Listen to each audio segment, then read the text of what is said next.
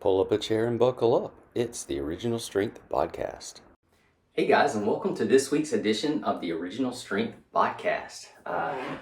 So last week, or the last podcast, I introduced my recipe of combining sour cream with Greek yogurt, and got a lot of comments from that one. Wigged a lot of people out. So I just want to take you through my logic of this, though. So yogurt is fermented dairy, and sour cream is fermented dairy. And if you put fermented dairy with fermented dairy, I don't really see how that should be gross or horrifying. Now I know it says it's called sour cream, but really it wasn't.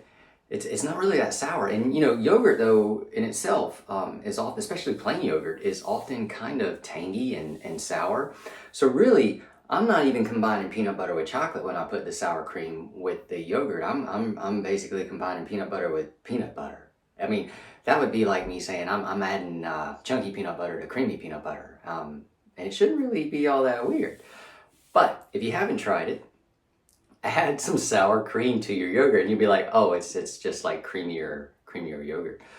Because it's just fermented dairy going into fermented dairy.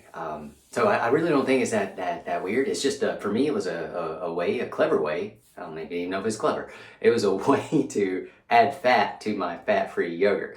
And yes, I could buy yogurt that has fat in it, but the yogurt that I want does not have fat in it. I can't find, around where I live, the grass-fed cows where they use to make yogurt, where they don't take the fat out. So all I'm doing is putting the fat back in with grass-fed fermented dairy that is called sour cream. Now, just in case there's no misconceptions here, I know that's about as crazy as I get with sour cream. I do not put it in my coffee. I actually use regular cream for the heavy cream, though. I don't use half and half because that's like a half truth. And if it's a half truth, it's a half lie, and I don't want lies in my coffee. I want nothing but the truth, the whole truth, and the full fat heavy cream in my coffee, because let's be honest, that's ridiculously good. That's just good. All right, so enough of that. I've had two good questions this week that I wanted to answer. The first question was, and this is not an easy answer actually, but the first question was, what is the difference between Hindu squats and regular squats? And just off the and this is the very the simple answer is that the Hindu squats, the heels are elevated. Regular squats, the heels are down. But that's not a good answer, right? So, and there's like 100 different types of squats. So we could really get into the nuances of all the different types of squats, but I'm not even really sure the spirit of the question. So I'll just give some overview. So the Hindu squat was traditionally used for wrestlers in India, and it's used to create stamina, endurance, and strength, but not just physical strength, but mental tenacity and willpower as well. It's phenomenal for the body. And because the heels come up, it allows the knees to go through a really full range of flexion, but it also doesn't require the hips to go through the same range of flexion, so that the torso can be pretty much upright, like a beautiful Hindu squat. The heels come off the ground, the hamstrings are resting on the calf, they're touching the calves, and the knees are in full flexion, but the torso is perpendicular to the ground.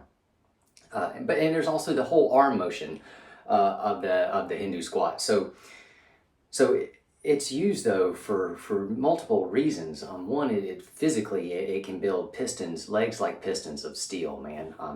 Beautiful muscular legs. But yes, you have to go high volume because we're talking about body weight, right?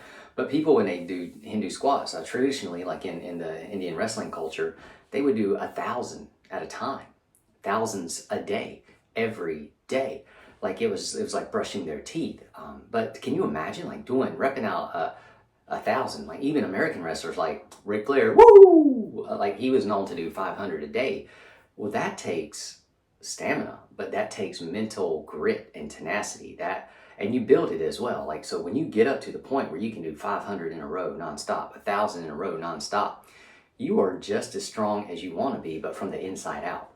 I mean, you have a motor in you, but you have willpower in you. You have determination and tenacity. So I think that's really where the Hindu squat shines, is that it builds a body and a mind of just grit and gristle. And of course, if you're going to be a wrestler, you need grit and gristle, right? And again, there's the whole arm motion of it. So it's not just a regular body weight squat. It's not an air squat. And I don't know, I could be wrong, but I don't even know who just does 1,000 air squats. I've not read about anyone. I'm sure somebody does it, but it's not going to be as fun and as fluid and as flowy as the Hindu squat. The Hindu squat itself is a beautiful movement. If you've ever seen it, like, you can just, like, somebody that does it well, you can get lost in a trance of just watching them do it. And now imagine that they just do it 1,000 times unbroken. It never changes. Man, that's a beautiful, it's beautiful physical expression, but also a beautiful expression of the will. So that's the Hindu squat. And then you got the regular squat. Regular squat is heels down. And if you can squat like a child, like a baby, where your butt to calves, your heels are down, your torso somewhat upright, then you've got full hip flexion, full knee flexion. But the hip flexion now is greater than it typically otherwise would be for the Hindu squat. But also, what are we doing with that squat? Is that just a body weight squat? Is it a sitting position? Are you in that position just to hang out and rest? Because that is a legitimate sitting, resting position. The squat, we're designed to be able to sit in our squat and just hang out and breathe, and just take the world in or recover from the world. So what are we using the squat for? Are we using it to hang out and rest in, or are we using it to train and to exercise? So the regular squat is not really a regular squat. It's what kind of regular squat? Like, what is the purpose of the squat? Are we hanging out? Are we exercising? Are we training? Are we strength training? And then, is it an air squat, or is it a loaded squat? Is it a front squat, a back squat, a overhead squat? Like, what kind of squat is it? In all of those squats, typically the heels are down. However, for a power lifter, or even any weightlifter, typically the heels are down, but the heels are elevated at the same time, because people use wedges or lifts or angles. So they're not necessarily, the heels are still somewhat elevated to allow them to get a little bit deeper and sit down into their squat. So I guess my question would be is, what is the purpose of your squat, and what kind of squat are you trying to do, and why are you trying to do it?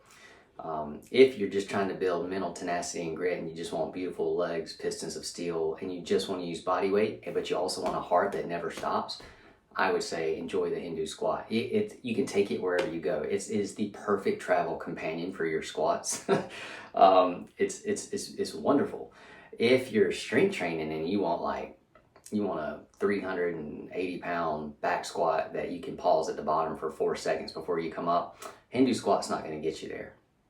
Then you need to strength train. So I don't know if this doesn't answer your question. On the outskirts, Hindu squat's heels up, regular squat heels down. But really, when you get into it, it's like, what is the purpose of your squat?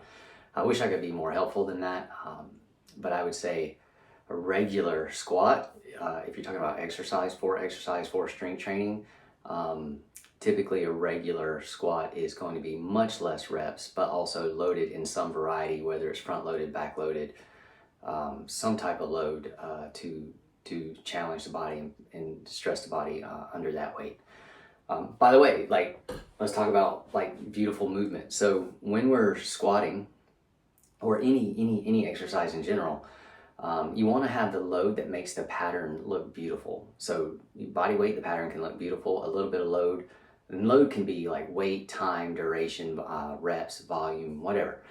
It's the added intensity that you're putting on the movement. You've got the right load when the movement looks beautiful.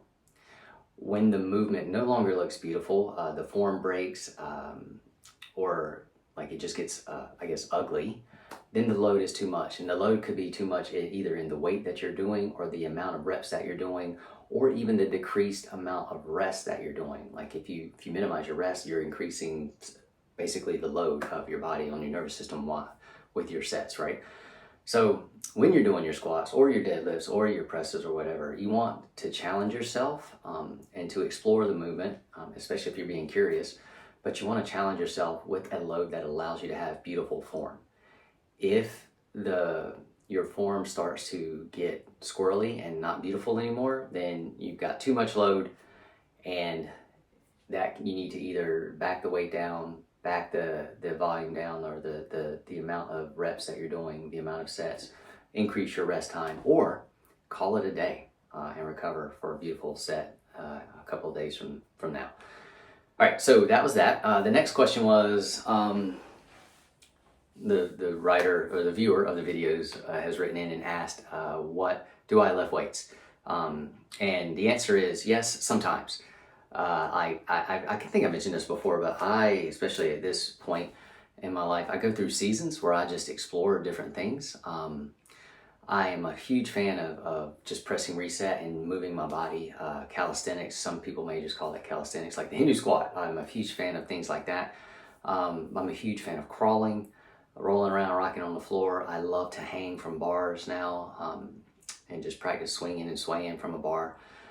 But yes, sometimes I lift weights, but currently, mostly because of my fascination with Dr. Sean O'Mara, I've gotten into, for the last several months, maybe 2 or 3 months, I've gotten into blood flow restriction training. And everything comes in seasons. I was into that a few years ago, and then I was into that several years before that. So it just comes and goes with me. But I love the idea of running sprints with blood flow restriction bands on. It feels good. I love sprints in general. But the idea that I could grow muscle and improve my human growth hormone by making my brain think I'm training tremendously hard when I'm really not, I don't know, it's fascinating. I mean, I know there's research out there, but research doesn't mean anything unless I discover it for myself, right? I would say the same thing for you. Don't just trust what anybody says or even the research. Like, experiment through curiosity, through logical common sense and curiosity. Like, be gentle with yourself, but the only way to learn things is to experience it. So I've been playing a lot with sprinting and blood flow restriction, and I'll be honest, like I've brought it into like crawling or everything I do, just to see how it affects me. I can tell you that systemically, when I'm done, I feel pleasantly tired, like I've done something. But I've not done any blood work. I don't know if my hormone profiles have changed or anything, but I like the way I feel. And I'll be honest, man, when you put those cuffs on your arms and your veins look like sequoia redwoods, that's just cool. So yes, I lift weights sometimes. Right now, if I'm lifting weights, they're very lightweight. I don't do anything like heavy. I think my heavy days they're done. I like feeling good. And you can be strong and look good without like beating your body up. So to me, that's the best way to go, because and you should want your body to last for a lifetime so that you can enjoy it. And that's one of the joys of having a healthy body, is it allows you to enjoy a healthy, happy life, and allows you to get out in the world and experience things. So I hope that makes sense. I hope that helps. All right, now on the news front, in March, the last weekend, first week of February, first weekend of March, we will be doing another Pressing and Pro Reset in my hometown, Fuquay Arena. But also, my good buddy, Mr. Dan John, the man with two first names, Dan John, will also be teaching with me at that event. So, if you've ever dreamed of coming to Fuquay Arena and meeting Dan John, and maybe even saying hey to me, the first weekend in March, I think it's March 1st and 2nd, which would mean it would be February 27th, 28th, March 1st and 2nd, would be a great time to contact your travel agent and book your plans to come to Fuquay Arena, North Carolina. And I gotta tell you, it's only a matter of time because all roads lead to Fuquay. But if you come, I think you'll have just a tremendous time. All right, guys, that is the show for this week. I am Tim with Original Strength, and this is the Original Strength BodCast. Have a great week. Thanks for listening, everyone. If you found this helpful, educational, or useful, please share it with a friend.